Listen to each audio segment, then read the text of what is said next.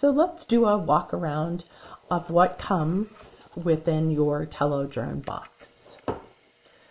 You'll receive a USB charger that can be plugged directly in to charge your drone.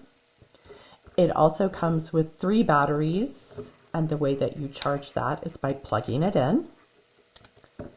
And then it comes with the bumper guards. These are already connected to your Tello Drone, but they do snap off. And then in the front is where the battery goes for when you're running the Tello Drone.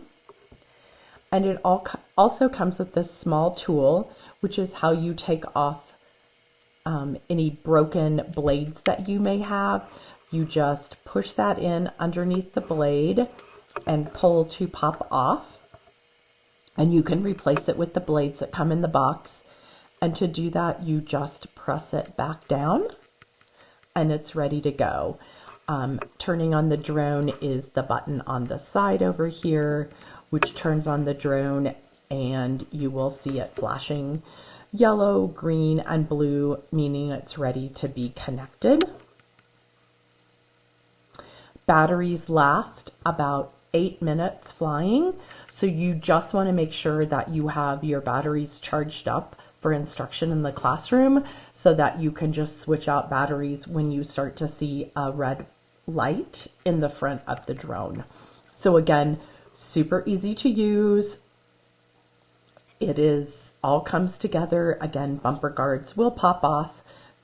You just pop them off. If for some reason they pop off and hit something, you can just push them back on.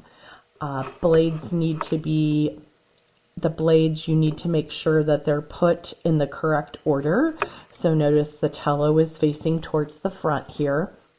The blade in the back will have 2 lines on it, so in the back right hand corner, and the blades in the upper left hand corner have 2 little lines on them, and they do need to be in these 2 locations in order to run the drone correctly.